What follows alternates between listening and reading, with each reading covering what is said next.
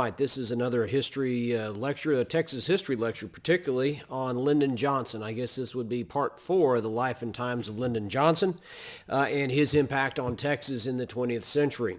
In the previous lecture, we ended with Johnson losing the 1941 special Senate race to Pappy O'Daniel in a frankly disputed, and more particularly, it was you could argue it was a stolen race, but both sides had done some shenanigans anyways, so it's not like Johnson was clean and pure as the wind-driven snow. O'Daniel's people were just better at playing the game of Texas politics as you found it in 1941. Well, anyways, O'Daniel goes on to an undistinguished career in the United States Senate, and by 1948, O'Daniel was stepping down. He could no longer win re-election, and the 10-year run of O'Daniel in politics in Texas politics was essentially over. Some of it was that the act got stale. That happens with all performers, it seems like, unless they're really good and they can reinvent themselves. But the old story of please pass the biscuits, Pappy, beautiful Texas, the stuff that worked in the 1930s and the early 40s, plus O'Daniel's just track record of either incompetence or just, the times call for bigger men, and he was not a big man. He was a small man, not literally, but he was just ill-fitted for the new times. When you're going through a world war, you might want a senator of some stature and ability, not just at least an honorable, at least a virtuous carnival barker, and that's what you got with O'Daniel. So anyways, when O'Daniel had won re-election in 42 on his own right and he got a 6-year term, that was the only term he's going to serve, and the rest of the time is he's in obscurity for all intents and purposes. But back to Lyndon Johnson. He is going to serve during World War II. Johnson is going to receive a medal for his service in World War II. Memory serves, he didn't get the Navy Cross, but I believe it was a Silver Star, may have been a Bronze Star, but you can check that. It was not a Medal of Honor or anything of that nature. But when the war broke out in 1942, Johnson, like a lot of other congressmen who were of age, and in some who frankly were not, out of political necessity, I would say that was part of it, maybe a lot of it. But also I would say too, there's got to be some figure in there with Johnson and others like him, and it depends on the man, depends on how far it goes. But how much of it is, defense of nation, patriotism, all those sorts of things there. And I know people will have joined up out of the Congress for those reasons as well. So it would not be good politically anyhow in a cataclysmic war like the Second World War, where you believe and you really are defending civilization against barbarity and Nazism, which are synonymous terms, frankly.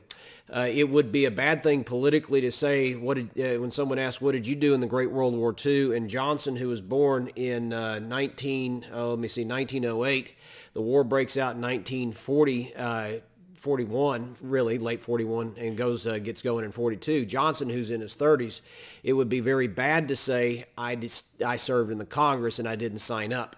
You might, if you're really good, you might be able to skate, but he probably couldn't. And quite honestly, we'll know after the war. I think you might as well make a little historical note about this, is that after the World War was over, and that'd be 1945, you have midterm elections, an election cycle in 46. And by the time you get to 1946, a good number, if not most of those veterans, whether they're sailors, Marines, or soldiers, they had come home, and they had mustered out of the services. The people had wanted them home, and they were heroes.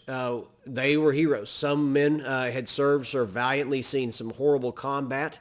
Some were bona fide heroes. Others are just servicemen. But to the vast majority of the American people, the civilians who stayed behind, those men and some women, because it was mostly men back then, those men who served in the armed services, regardless of what they exactly did, basically, are going to be looked upon in some some regards as a hero and somebody you would want to emulate. And so politically what that means is you'll see a lot of veterans come home, and many men who are in their 20s or 30s have an itching desire, meaning ambition, and they want to run for office. And because they could say, I defended the nation, let's say you're running for sheriff of Jefferson County in East Texas, or you're running for sheriff of Milam County or some other, I use sheriff as an easy example, but a lot of these political positions you could do it this way. What you'd say is, I defended the nation in the war. I've come home to serve my hometown. I'm asking for your vote. I fought in World War II. I was a fighter pilot. I served on the ship, blah, blah, blah. Now, that whatever the exact office they're seeking is, it doesn't matter. But for lots and lots of veterans, their ability to have served, or their service to the nation, qualified them and made them very attractive candidates for political offices, sometimes federal, sometimes state, sometimes local. Well, anyways, a lot of men just get elected because they could say, I served. And that was enough to beat the incumbent who may not have been able to serve because he was just simply too old. But anyways, Richard Nixon's career, future president, gets started that way. George H.W. Bush is somewhat similar in that sense. I mean, now the Bushes, admittedly, they're a little different than the Nixons. The Nixons are obscure and an undistinguished family for all intents and purposes. The Bushes, they had senators in their background. So anyways, but you see that, and the same thing could be said for Johnson. Johnson serves in the war. He serves honorably. I would not call him I would argue the situation that he gets caught up in that, B-25, that almost, he got under fire. He played it up. With Lyndon, you got to be a little careful. With Johnson, you have to be careful with the reality versus the facts, reality versus the story. Well, anyways, Johnson is going to use this as my service to the nation, and under fire, I fought for the nation, sort of thing. I have my doubts, as you can tell, about how valorous Johnson was. I'm not saying he was a coward or a shirker or anything like that. He was not he served. He served. He certainly put the uniform on. And so did John Connally, a future Texas governor as well, who was his close friend. And but I do, with regard to Lyndon Johnson, I do wonder, and I am somewhat skeptical because I know the man historically. I am skeptical, and I've read more than enough, that some of the stories that came out about his actions in the war or his time under fire were a little bit embellished, at least. So anyways, he does serve. And President Roosevelt, Franklin Roosevelt, is going to allow those congressmen to serve for about a year, maybe a year and a half. But then he basically says, boys, you got to come home and do the work of a congressman. You've had your time. You've had your story. You've had your service. You're done what you're supposed to do. Now come back and serve. I think there was true work of the Congress that had to be done. The Congress holds the purse strings. The Congress is going to be the ones that are going to set set law, and in a sense set policy with regard to taxes and various and sundry other regulations of the economy to go on a war footing. So you need a Congress that can actually meet and act. So that was there. And I think also with Franklin Roosevelt, he was probably also getting some of those congressmen out of the hair of officers, because some of those congressmen might think they're more important and better soldiers than they really were. Political officers or political soldiers is not a new phenomena in American history. Generally speaking, the senior officers, have tried to keep them out of politics. That goes back to Washington, and it has been, with ebbing and flowing, it's been the general rule that senior officers like generals and admirals don't involve themselves in politics. But yet during the Civil War, you can find Lincoln appointing political generals and governors appointing political generals to the militias to pay off debts, not monetary debts, but political debts. So politics in the war, or politics in the services, is kind of actually a checkered affair. You have Washington on the one hand, and another guy named George Marshall, who was a general. He was the general-in-chief of the Army in the Second World War. He was a five-star general as well. Really a major figure in 20th century American politics. The thing is that when it comes to to that, but you do have your political generals. So anyways, Johnson, he goes back, but the fact is that Johnson is in the House of Representatives. And before I leave the war stuff, let me tell you a story about Sam Rayburn. Rayburn, still speaker in this time period, and Rayburn was aware of the atomic bomb project, and I've heard, speaking of talking about Rayburn, a Texan, I have heard people say that there was a conspiracy to get the United States into the Second World War, that we knew the war was coming. We knew there was a sneak attack coming at Pearl Harbor in 41, December 41. I think a man with eyes could see that we're probably going to get into this war. I don't dispute. To say that we actually knew that there was a sneak attack coming in 41, in December of 41, and that Roosevelt and the government did nothing to prevent it in order to get us into the war, I don't believe that. Those who saw Rayburn after the announcement of the attack at Pearl Harbor passed through the upper echelons of the government, and he's going to be one of the first to receive word about it, because it's a definite act of war, and you have to do something about it. And it's going to be in the Speaker's lap, along with the President's lap, along with the Senate's lap. Rayburn, it was said that Rayburn was just, looked like a duck who got hit on the head by a mallet. As best I understand the history, and I think it's a good history, is that most people thought that Rayburn was going to, that the war was going to take place not at Pearl Harbor, but probably in the Philippines or somewhere out in the Western Pacific, closer to the Empire of Japan's bases of operations. And so if you think of the Bataan Death March, the siege and battles of Corregidor and so forth, the thing is that that's and it's going to be a major mess out there anyways. But that was where the war would begin, not at Pearl Harbor. But history is what it is, and Rayburn was surprised. Well, anyways, the story I actually want to tell is this one about Rayburn. This is after Johnson and Connally had gotten on their planes to go off to war, to go off to the service. Johnson was in the Navy. I believe Connally was as well. Anyways, Nellie Connally and Lady Bird Johnson were standing there at the airport, probably today it's Reagan National, but back then National Airport. And they're standing there watching their husbands go away. And frankly, you don't know what's going to happen. Those two men might not come back alive. I mean, we know, hindsight being what it is, of course, they did come back. But if you're the wife of a man going off to war, you don't know what the future holds for you, your family, or your husband.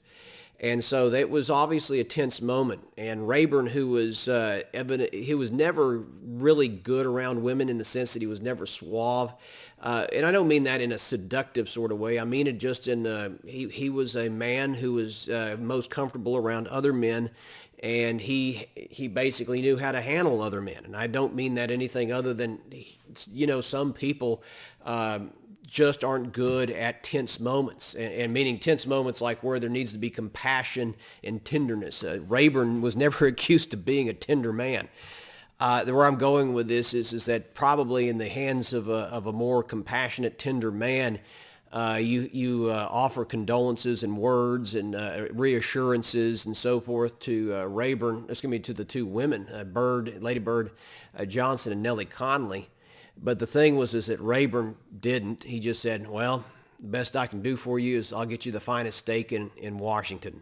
And so he took him out to dinner and got him a first-class steak at some swanky Capitol steakhouse. That's the sort of guy you're dealing with there. Anyways, interesting story. But Johnson's in the House of Representatives, and it's obvious that he can move up into the ranks, but as long as Rayburn is the Speaker of the House, and Rayburn's not an old man at this point in time, he's a middle-aged man, so Rayburn, as long as the Democrats are in power, Rayburn's going to be the Speaker, and most Democrats loved Rayburn to some degree or another, and by the way, they also feared him, which is, according to old Machiavelli, the best thing that could ever happen is to a politician or a prince is that they both love you and they fear you.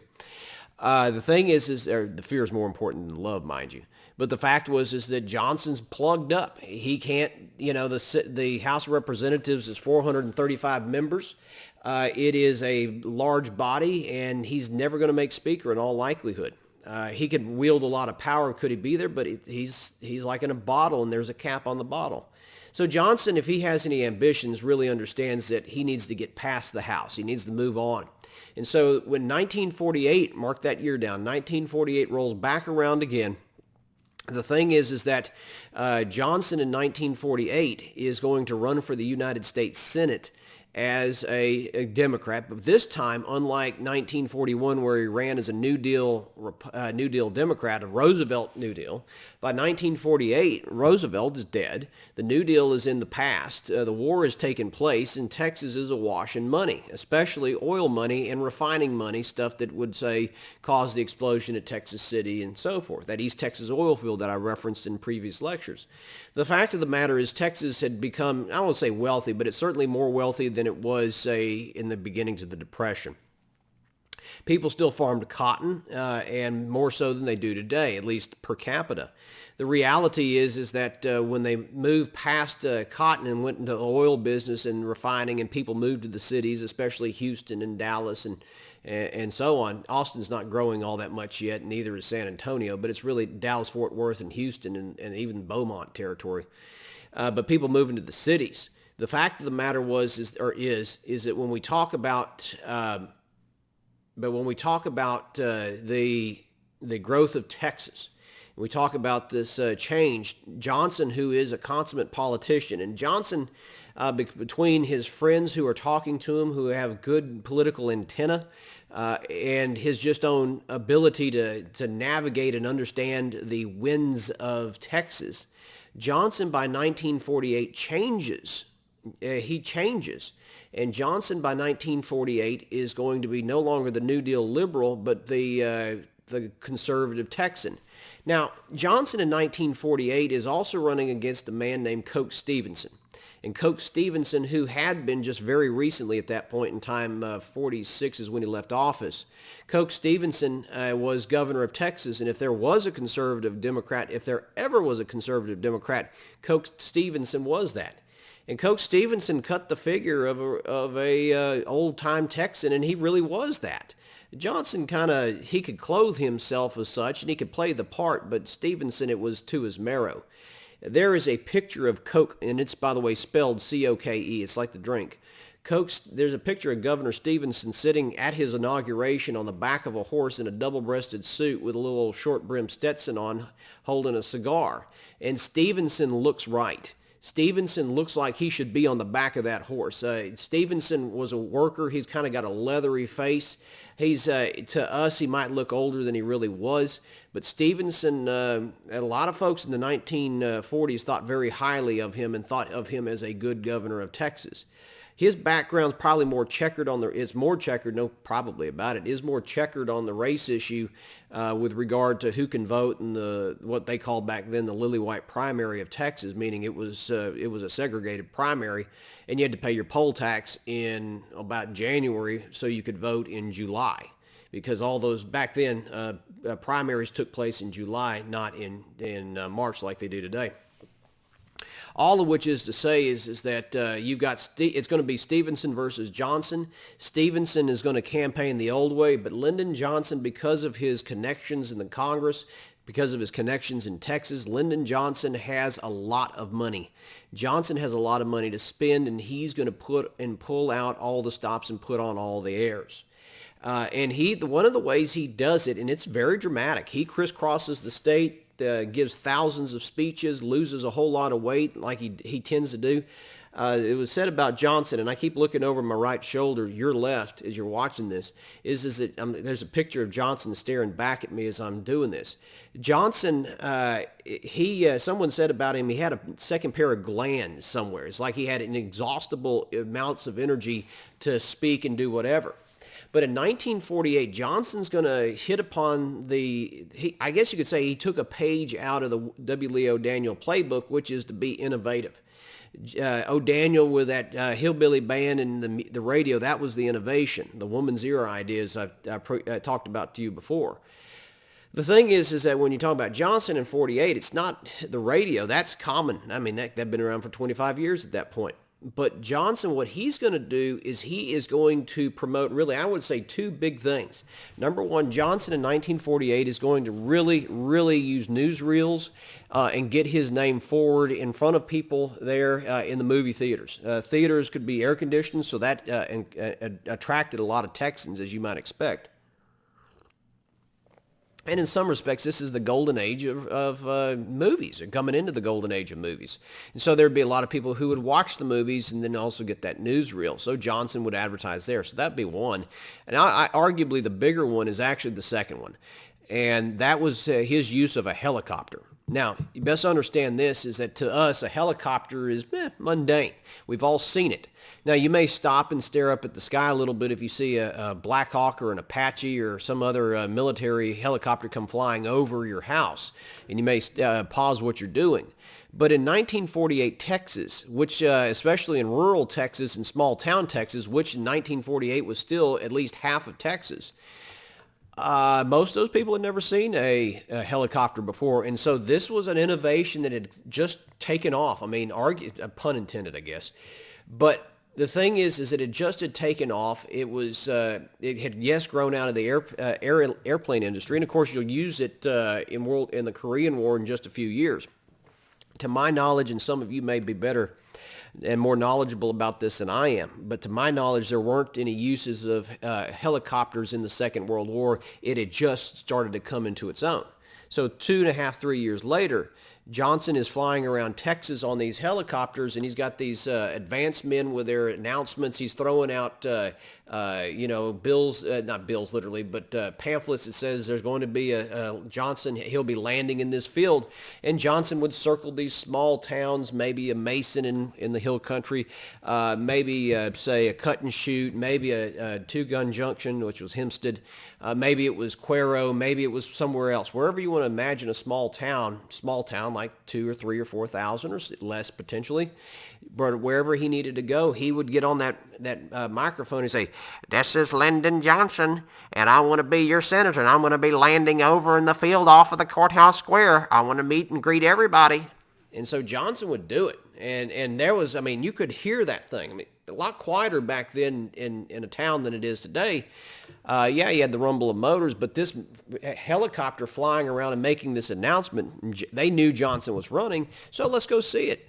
And understand this too, is that politics, and may be changing again, so I got to be careful how I say this, so this part of the lecture doesn't become obsolete overnight, but politics in some respects today, and we may be exiting a stage, but politics is, the idea of a performance or the idea of going to see a politician speak. I mean, I know there are people who go to see Trump with bated breath, and there were people who were just as excited and feverish over President Obama. But going down the ballot beyond the president showing up in your little town or your city, in 20th century Texas,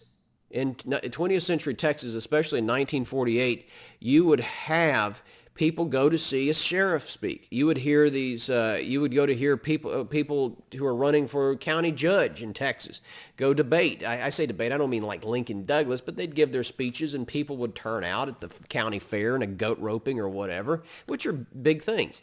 And remember too, in the 1940s, where we are. You don't have the iPhone, you don't have the computer, you don't have the television. The television is just in its infancy. Radio's all you got. And frankly, and a lot of folks, get out of the house and go see people and do things to be sociable. And so they did it in that form and fashion.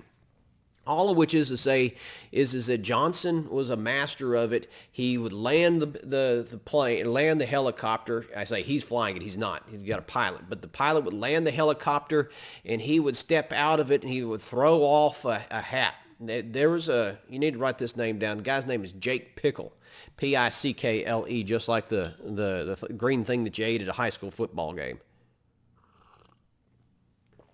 And Jake Pickle was a protege of Johnson, and Pickle will end up being a congressman from the Austin area for about 20 to 30 years in the mid to late 20th century. And Pickle went to work with him. Okay, so for Johnson, and you may notice a little bit of a blip in the recording here because I had to stop the recording and pick up. But here's best I can repiece where I was. Lyndon Johnson in 1941 is going to employ a lot of new techniques. And as I said, Jake Pickle, who worked for Johnson, was part of that advance staff in 1948. Excuse me, not 1941, but 1948. Jake Pickle, later a congressman from the Austin area, and he was working for Johnson when Pickle was a young man. Probably Pickle, I think, would have been about his early 20s. Normally, those are always, by the way, good starting places for politics. You go work on a campaign and you figure out you like it or you figure out you can't stand it. And it just depends on the person. But Pickle would say is what Johnson would do is he'd get off of that plane or off that helicopter. He would throw his hat off, that Stetson he always wore. If you ever seen a picture of Johnson as a senator or even as a congressman, he'd wear a Stetson and he'd throw it off and he would say, "I throw my hat into the ring for the U.S. Senate." Very dramatic. And Pickle's job, amongst other things, was to go get that hat and bring it back to him.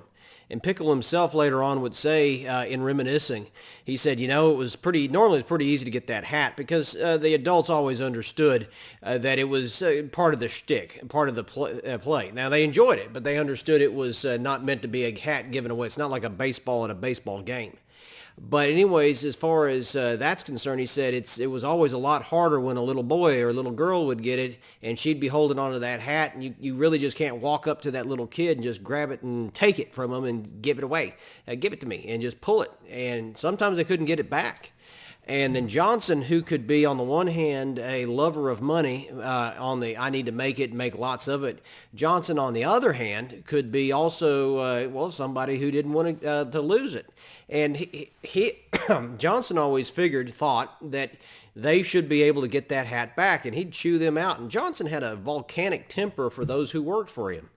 He wasn't just demeaning at times in the sense that come in here into the bathroom with me and take dictation, but he'd cuss you out. He'd treat you bad, especially if you worked for him. But anyways, that campaign went on. It was a rollicking, raucous affair, and it was really down to the wire. And so in 1948, Johnson and Stevenson are neck and neck. Everyone has done what they're going to do. And Johnson particularly had learned lessons from that 1941 campaign. Really, in this sense, that phrase that I used before with you regarding Johnson, do everything you can to win. Don't cut any corners. Don't take a chance. And so Johnson, what he ends up doing in 1948 is that Johnson makes deals with sheriffs in East Texas, and he makes deals with barrio captains and chiefs in West San Antonio, and then the Parr brothers, get the right Parr here, George Parr, the Duke of Duval County in South Texas. And as I remind you, the Duke of Duval controlled more than just one county. He controlled several of those South Texas counties, and people voted the way they wanted to vote, or what they voted the way that Parr wanted them to vote in those elections. It's nothing unusual. And to be clear, Coke Stevenson had done deals as well, and he'd done them in the past. And Stevenson, for whatever reason, either because he was the price was too high, because normally those sheriffs, or especially the Parrs, did not give you something without getting something. This isn't the goodness of the heart territory sort of deal. For whatever reason, Stevenson wouldn't do a deal with the Parrs, and it's going to end up costing him. And so when the election was over, the night of the election, Stevenson was ahead, and it went back and forth.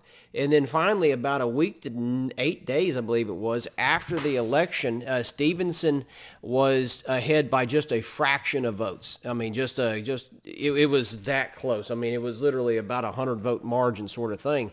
Well, anyways, Lyndon Johnson is going to receive about 200 or so votes, 210 votes from South Texas, from Jim Wells County, Box 13. You need to put that number in your notes and then put that county in your notes. Old Jim Wells. I have referenced that before, but here we go again. And so Jim Wells County, Box 13 turns in, and it has something like 200 names on it, and all those names are written in the same ink, and all those names are written in the same handwriting, and they're all alphabetical according to some people who saw it. And basically, all those votes except for one or two voted for Lyndon Johnson. And it was the last votes in the entirety of the state of Texas to come in. And at the end of the day, it puts Johnson over the top by 87 votes. You need to remember that number. It's always will be associated with the historical legacy of Lyndon Johnson, 87 votes. It gives him a nickname, too, and they called him Landslide Lyndon after that, because Johnson could be a pompous individual, a very proud individual, but yet winning is winning. Now, did he steal the election? Yeah, somebody stole it for him. Johnson did not literally steal it, and everybody around him said no, no, and no. But when you talk about Johnson in South Texas, and there's a picture, you can look it up on the internet, it's pretty easy to find, but Box 13, Lyndon Johnson, and there's, if you do a Google search or whatever, a Bing search, you can find the image with these guys standing around a car and a car hood, and Johnson got that picture evidently, one of his friends down in South Texas. It may have been from the Pars, may have been from somebody else, but the friends in South Texas, they gave Johnson a copy of that picture of those men, and Johnson kept it in the White House with him, and he just kind of grinned, and he wouldn't say much about it, but he knew it. He knew it was what made him. Because in Texas politics, and in most states anyways, if you lose 2 elections in a row, you're toast. Very few people win and lose multiple elections and then go on to greater and bigger things in the political realm. But Johnson's a senator. And you may say, well, wasn't Coach Stevenson upset? Yeah, he was. One of the fellas that Stevenson is going to hire, and Stevenson's going to go down to Alice to inspect those voter rolls because he kind of has a right to. He hires a guy named Frank Hamer. And Hamer was a retired Texas Ranger. Frank Hamer had spent time on the border fighting banditos and cross-border smuggler traffic and other things as well. Hamer had a reputation. He was in Navasota, right down the road from us. He was in East Texas. It was Frank Hamer who, and Manny Galt and a handful of other deputized men who were going to shoot down Bonnie and Clyde there in West Louisiana. And the fact is that it just had to be done that way. Sometimes people will not be taken alive. But anyways, with regard to Frank Hamer, Hamer and Stevenson are going to go to the, I think it's the First State Bank of Alice, or People's National Bank of Alice, but it was really the big bank down there that had a vault where those that voter rolls were at. Anyways, they're going to Alice, and they get out of their car. They rode together there in Alice.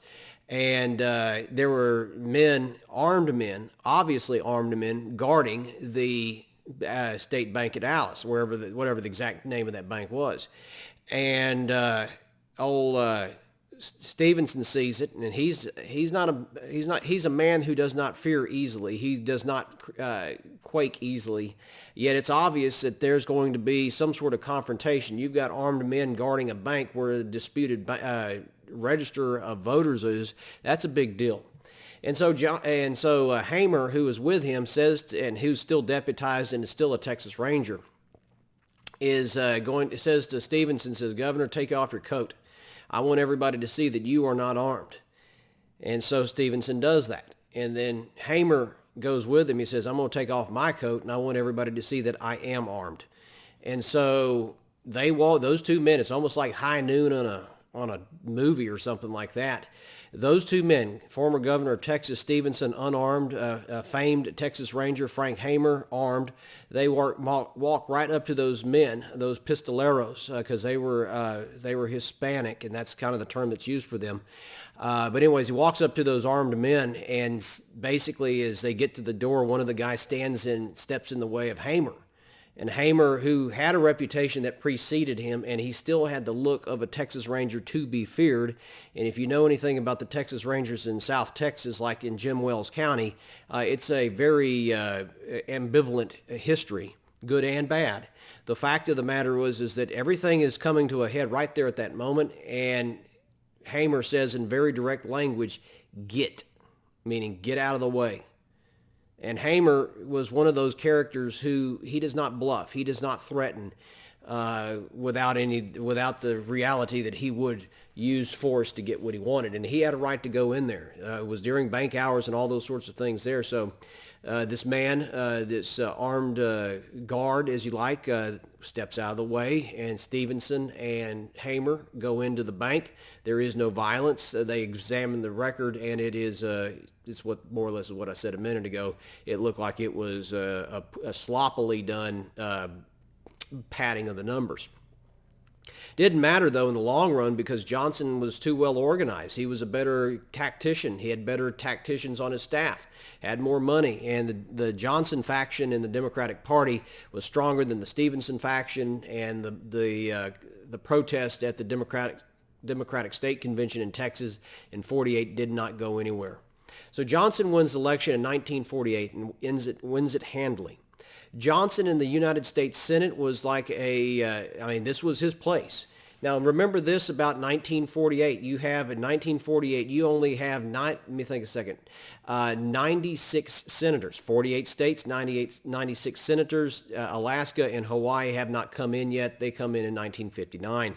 And so those two, all that to say is that Johnson is in a clubby atmosphere. Johnson is able to figure out what everybody wants and needs. Over the years, and it's not as true in 2020 as it was in 1950, but the reality is that in 1950, the House Representatives and the Senate were really two very distinct and different atmospheres. In the House, it was very pugilistic. The rules encourage it. The way it's done in tradition, it fostered it. I'm a Republican, you're a Democrat, let's fight. And sometimes in hot situations, literally, let's fight. But in the Senate, it goes more like, at that time, it was I'm a Republican, you're a Democrat. Let's go out and have dinner together. Now, they may excoriate each other on the floor of the Senate, and sometimes that is true, and sometimes it is more for theater to show back home sort of thing.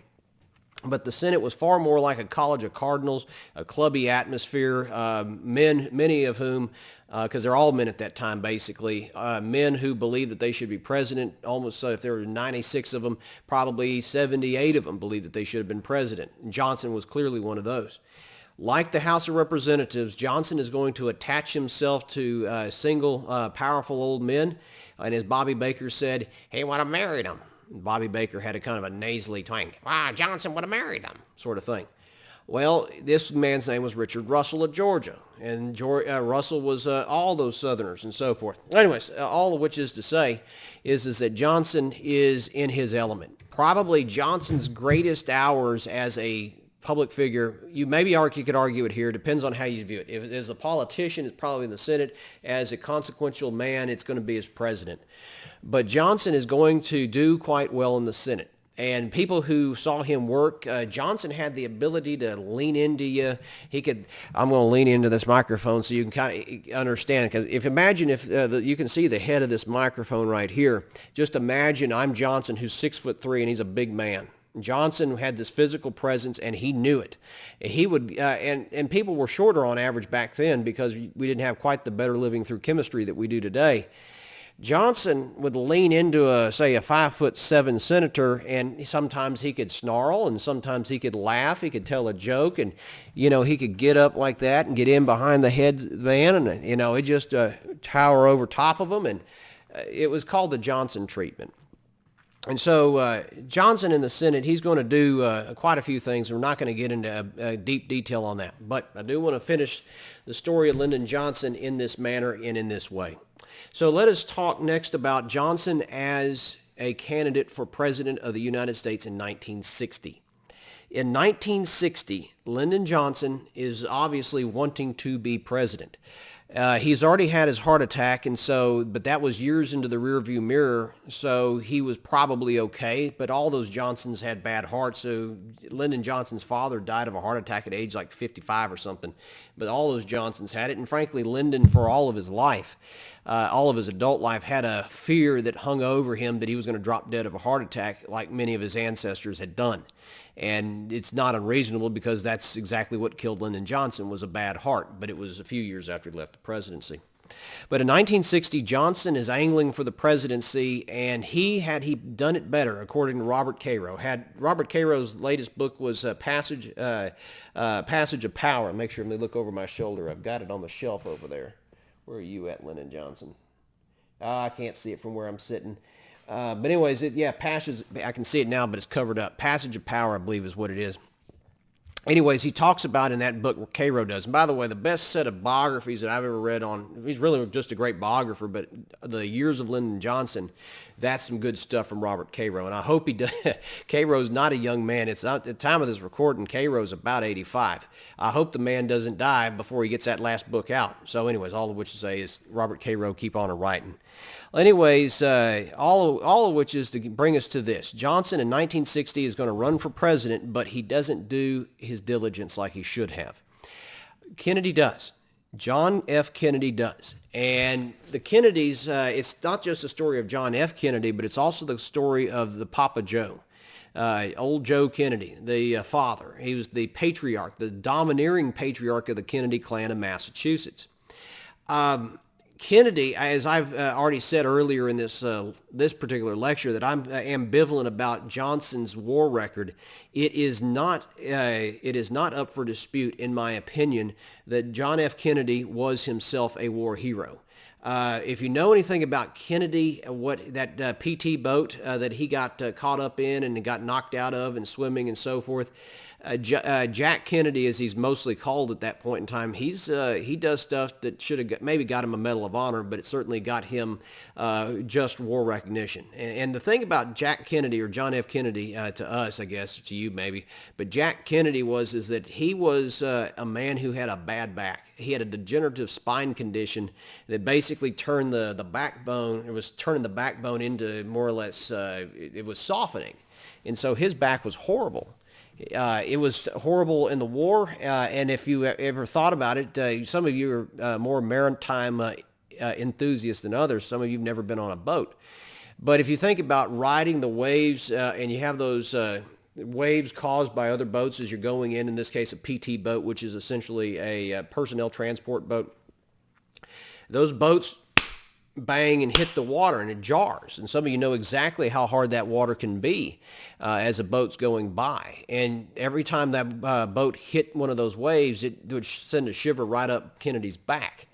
Well, anyways, later on in life, when Kennedy was in the House of Representatives with Johnson for a little bit, and then later in the Senate with Johnson again, Kennedy had trouble walking the halls of the Congress in the back alleys of the Congress. I don't mean alleys, but in the back corridors of the Congress building, the Capitol building, because of that hard marble or that hard granite that was laid down, and it would just, every time he took a step with a dress shoe, it would send a shiver right up his back.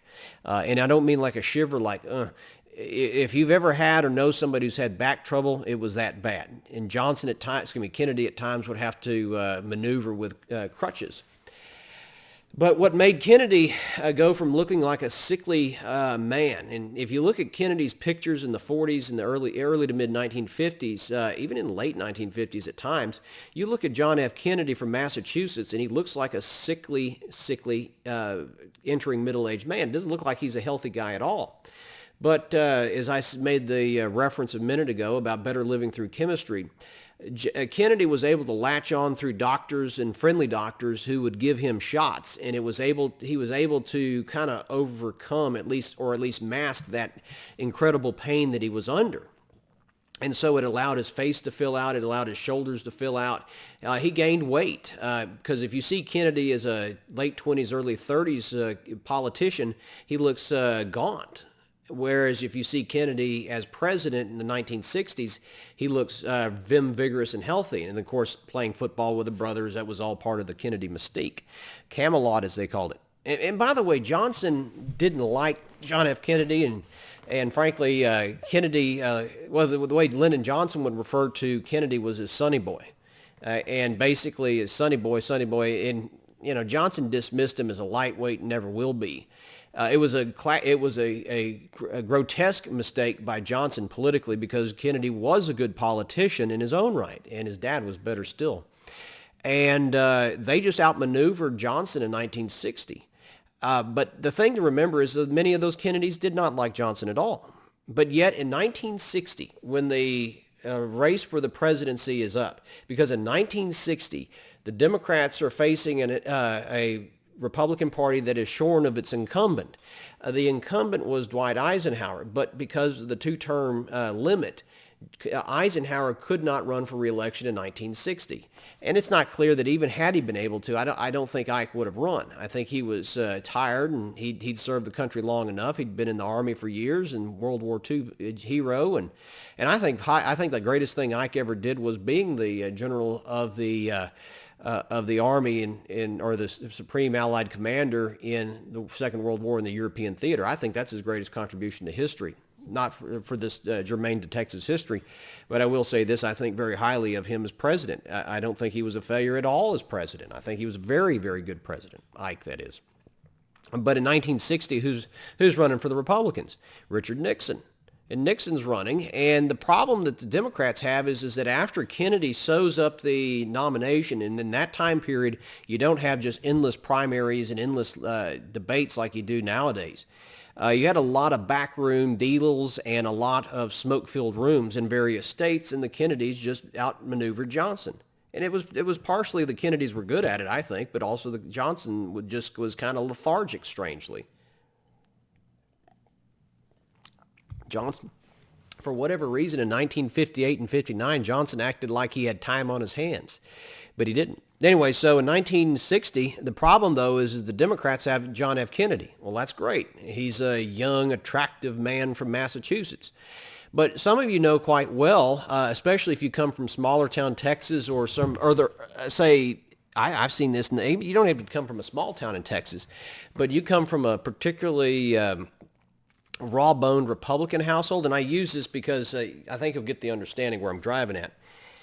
There are a lot of Texans who are not real favorable to the idea or love the idea of New Englanders running the nation, and Massachusetts is a part of New England, that Mayflower stuff.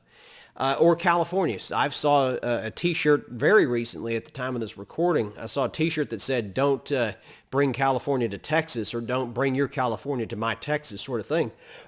And the person who said that wasn't saying don't move to Texas. What he was saying was don't bring your California values to Texas and ruin Texas, basically. It can take different forms, but there are lots and lots of individuals who have some real misgivings about the West Coast or the East Coast. And it's not all unjustified either, I would argue. But which is also to say, too, in 1960, it could be even worse. Because in 1960, you're having the civil rights stuff, the civil rights movement started to take off. So there's agitation on that side. And secondly, Kennedy is not just from Massachusetts. The geography is not good for the Democrats. But the religion of Kennedy is even worse because, and I don't mean that as a moral judgment on my part, I'm just saying politically it was a trouble for the Democrats. As you remember or should know, the South, and that includes Texas, the South was what was called solidly Democratic, the solid South, the solidly Democratic South of the going all the way back to the immediate post-Reconstruction. The South was mostly Democratic before the Civil War. Civil War occurs. The Republicans are the dominant party. Reconstruction occurs. The Republicans are tarred with, sometimes justly, sometimes unjustly, with the mantra of that the Republicans were stealing everything, and it was the Southern Democrats who redeemed the South and protected the South from the thieving and pillaging Republican hordes from the North. Hence the phrase carpetbagger and all that sort of fun stuff. So after the Reconstruction's over in 1876, got to get my dates right. After 1876, after Reconstruction's over, the Democrats control the southern states. If you wanted to be elected, you didn't run as a Republican in 99% of the precincts in the South. You ran as a Democrat. Now, what type of Democrat's another story, but you did not run as a Democrat. And some of you know politics well enough to know that in parts of Texas today, that is exactly the opposite, especially outside of the major cities, meaning outside of literally Dallas or literally Houston. And I don't mean like Katy, but I mean Houston proper. But say in my part of Texas, in rural Burleson County, or even Brazos County to a degree, you see it there too, is that Texas is very, very Republican, and if you want to be elected, you have to run as a Republican, regardless of what your true feelings might be on the party issue, if that matters that much to you. And in the 1960s or 1960, Kennedy is not just a Democrat, but he's also a Catholic Democrat. So remember this about the South. Many of the Southerners are Protestant.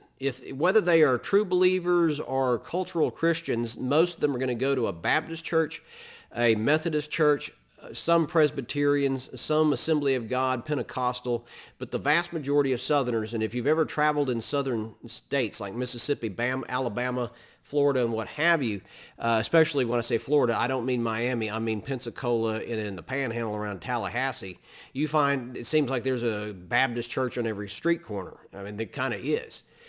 So, and there was a lot of animosity that was against Catholics that goes back into our history quite deeply. And there were a lot of Protestants who swore up and down we should not vote for a Catholic president because guess what? The Pope is going to move to Washington, D.C., and he is going to take up residence and direct the actions of the president. That was a crackpot theory, but at the same time, it doesn't have to be a true theory, but for people to believe it and act on what they believe or they perceive. And so there were a lot of Southerners who would not vote for a New Englander who was young. It's a generational change, too, to the World War II generation. And on top of that, he was Catholic. And so put it all together, and the Democrats have got problems. Oh, one other thing. You could see the Republicans were, by the way, making inroads into the Solid South. Put that in your notes as well. In 1952 and in 1956, and actually in a couple of states in 1928, because Al Smith, the Democrat, was from New York and a Catholic as well, you will see the Democratic coalition, the Solid South, start to fracture and to shatter. General Eisenhower was so well thought of because of the war. Eisenhower carries southern states like Texas and some of the others. Or if he didn't carry them, it was because you had a favorite son candidate and so forth. But anyways, Ike is going to start to splinter the Democratic Solid South. And so that's playing in the background. If you don't know politics, and if you can't tell, I know a little bit about it. The thing is that once you start to vote one way, and you have voted for years and years, it becomes a habit. My family are Republicans, so to speak, or my family are Democrats, and we've always voted Democrat. We've always voted Democrat back into the Civil War, or we voted Republican all the way back until 1932 or 36 or whatever the year might be.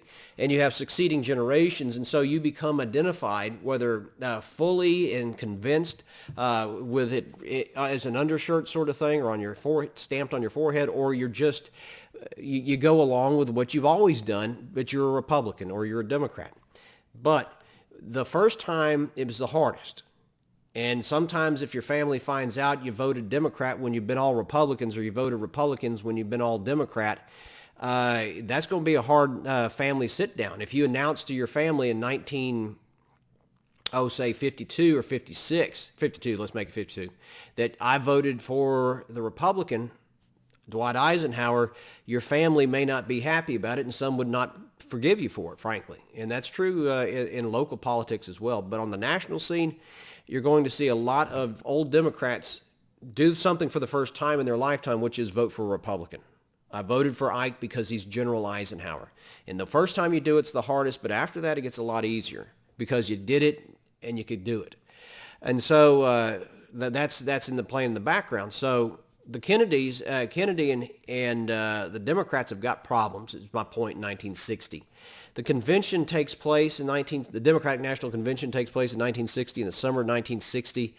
And the Kennedy campaign reaches out to Lyndon Johnson and says to Johnson, we need you. We want you to be our vice presidential candidate. I want you to be on the Kennedy-Johnson ticket. Maybe in some faraway misty notion in the back of LBJ's mind, there might have been a Johnson-Kennedy ticket, but Sonny Boy is now number one and LBJ is number two. And that just didn't sit right with Johnson. But Johnson can do math. So what's old Johnson's ultimate goal is being a politician, and that is the presidency. How do you get to be president? By unseating a sitting Democrat within the Democratic Party? No, you don't do that. Is it more likely to become president after being Senate Majority Leader or is it more likely to become president by being vice president? And Johnson, in some respects, literally just sat down and did math. And the math told him that if you want to be president, you probably better take the vice presidency. Now, I do not mean that in some sort of conspiratorial sort of way. I mean that in the sense that literally you have vice presidents become president. It's not unlike at the time of this recording in 2020, whoever was picked to be Biden's vice president has got to figure and has got to prepare for the fact that Joe Biden may not make it through his term as president should he be elected. Same can be said, frankly, for Donald Trump if he's reelected, because neither one of them are young men.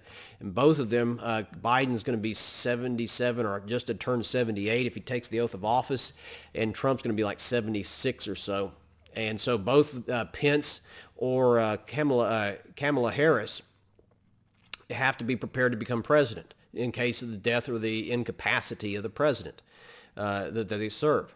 So Johnson takes the vice presidency, and by the way, you need to put this in your notes too. Bobby Kennedy, which is Robert F. Kennedy to you, most likely is the younger brother of John F. Kennedy. Bobby Kennedy was a mean hombre.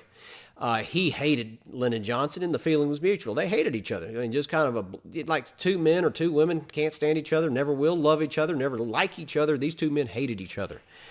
And Bobby got a burr up his saddle, and to me, the history's not exactly clear that Jack told him to do this. But Bobby Kennedy goes to Lyndon Johnson and basically says, you need to get off the ticket. This is not going to work. You can't do this, and so forth. And Speaker Rayburn, who was dying actually at that point in time from pancreatic cancer, he doesn't know it quite yet. But Speaker Rayburn was in the room with John Connally and Bobby Baker when this event took place. And Speaker Rayburn basically says, son, do you speak for your brother? And Bobby says, no.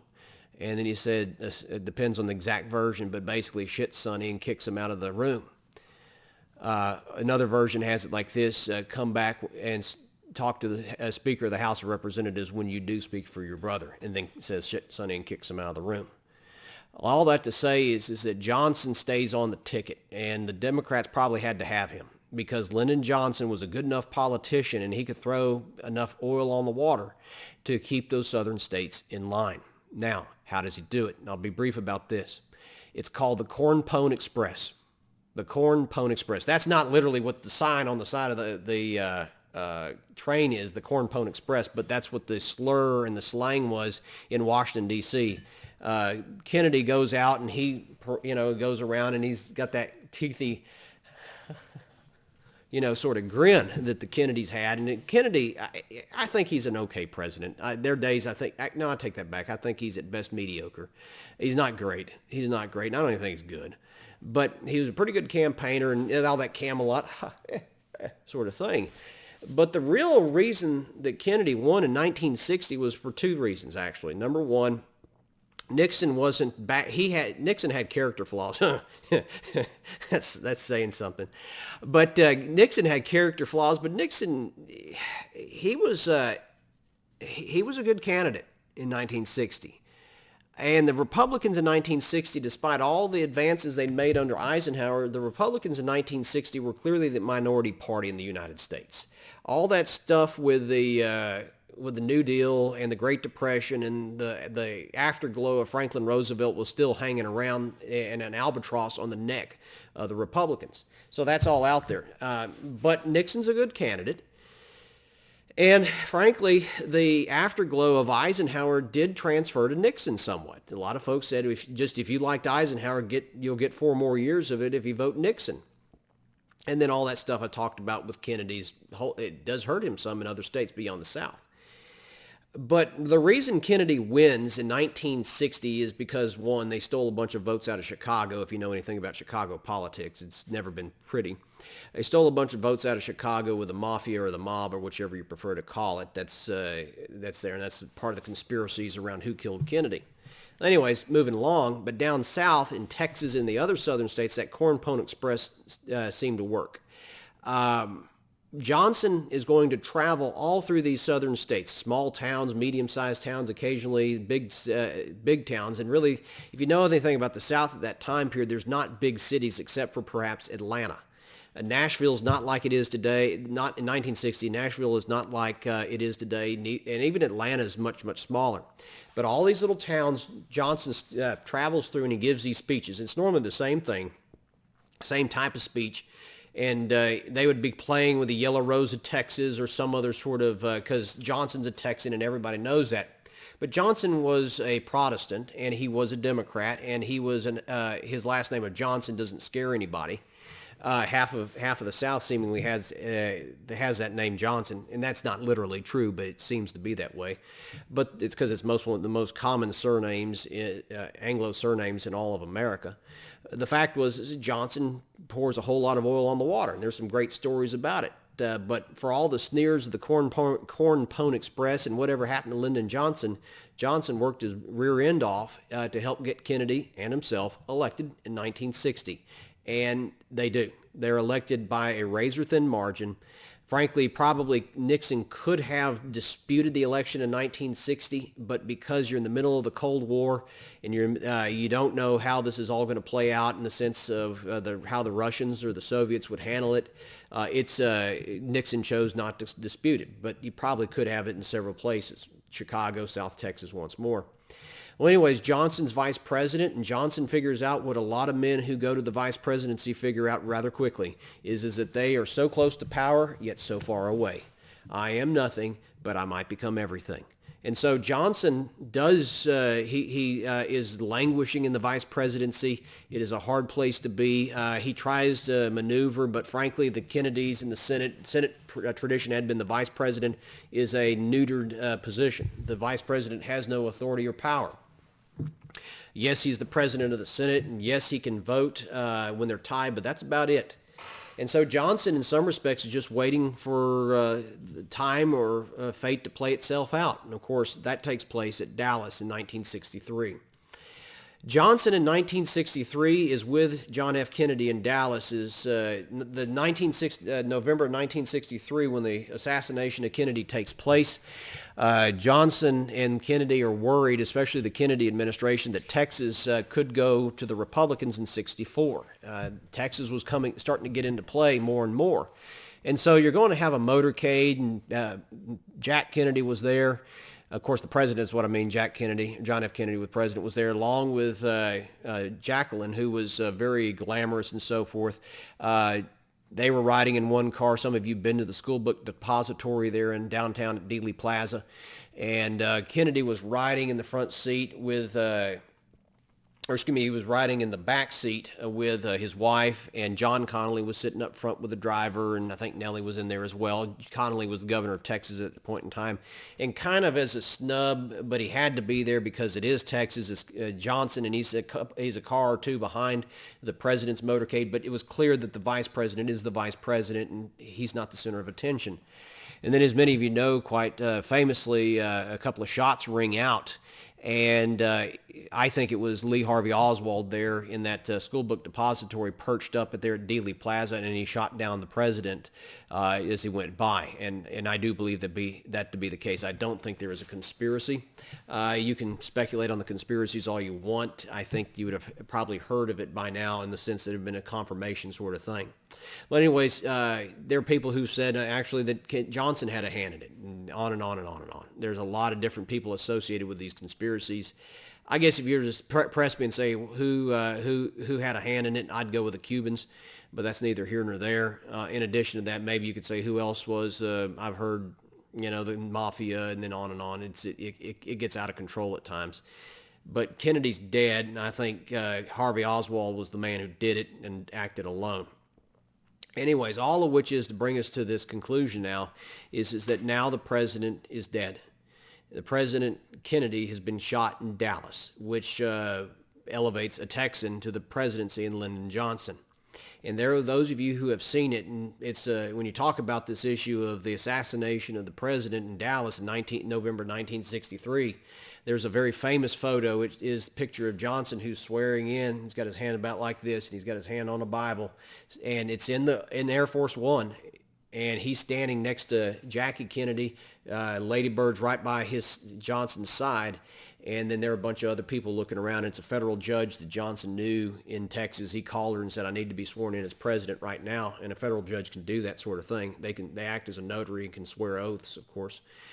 And the body of the dead president, the slain president, is on the plane. And so anyways, that's Johnson. He's now president.